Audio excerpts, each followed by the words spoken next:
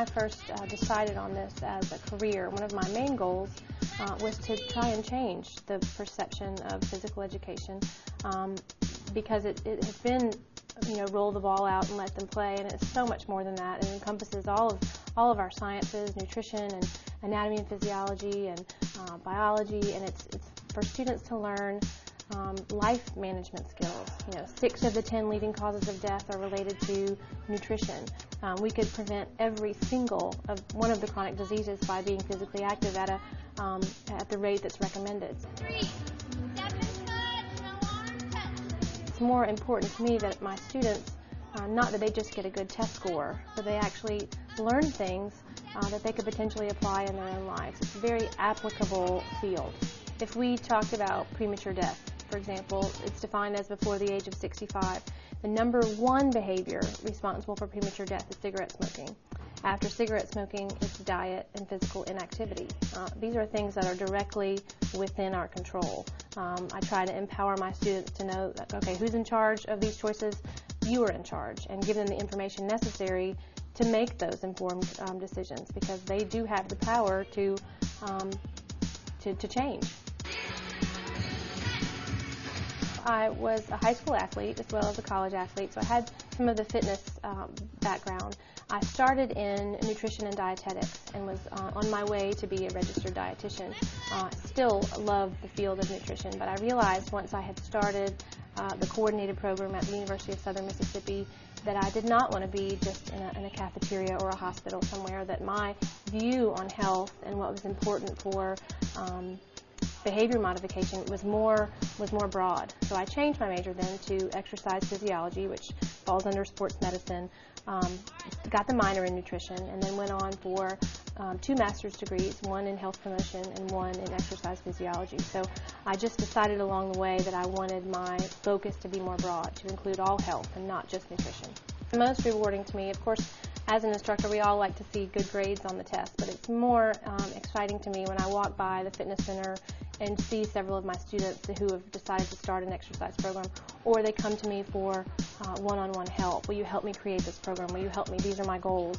Or I see them out in the community and they are reading nutrition labels, or I have them come in and say, I decided to stop smoking and now I'm 2 days, smoke-free. So when they actually make those changes and I see those, that's probably the most rewarding part of my job.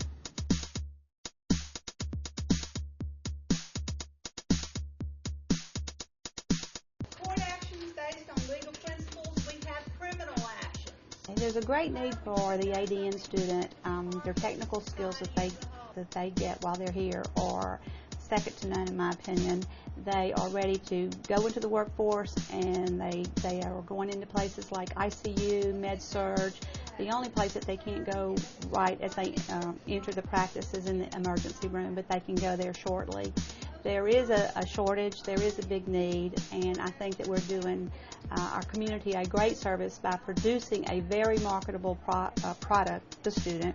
I was a nurse for several years, and I did work in community hospitals. I did a lot of nursing management. I just didn't feel, even though I was a nurse, and I didn't feel like that I had really fulfilled my calling. And once I started teaching, that is my love. That classroom and those students are my impetus for everything. Before you pass that course, you got to graduate. You got to graduate. I love being here. I love the students. I will be here until I retire, and they're great. They're my everything. There is a lot of dialogue, and I never put anybody on the spot, and I think that if we have open communication and a lot of dialogue, we all learn from each other. I learn from them, they learn from me. So it's a really good way to conduct the classroom.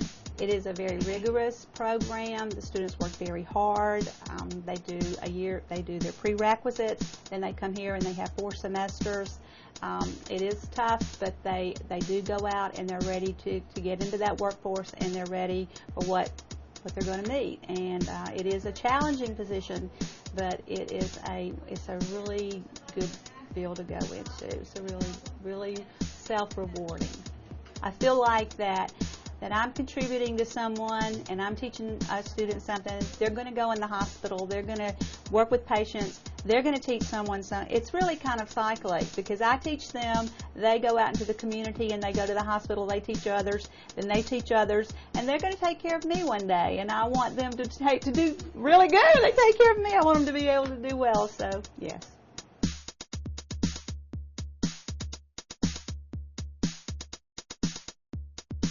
So that means that cosine theta is going to equal to 3/5. The algebra pieces that you picked up when you took algebra, you've got to use those when you do trig, and then you pick up pieces when you go to trig, and you bring them to calculus, and you have to work them all together, and they become one big subject.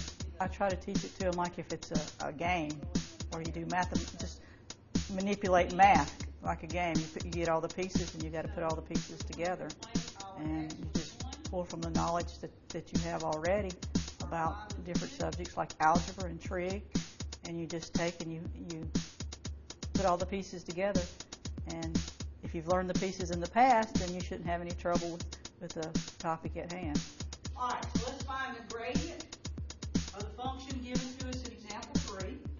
I enjoy math. I love math a whole bunch, and I try to let my students see that I enjoy math and I love it and I like to do it, and I like for them to think that for themselves that it's not hard, that they can do it.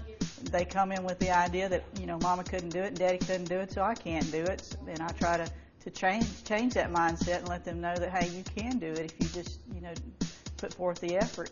Then, it may be easier for you than it was for them. I have a lot of them that they have a bad experience in high school or wherever, and they come in here and they say, hey, this is not so bad after all. I can do this. If at a point changes according to where you're at. I wanted to basically try to eliminate the fear of math, because a lot of people are just scared to death of it, thinking they can't do it. But you walk in the door and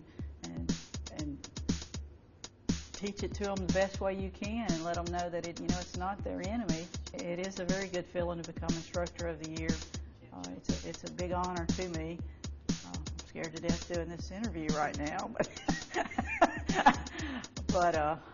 it's a real good honor to think that students think highly of you and enough to vote for you.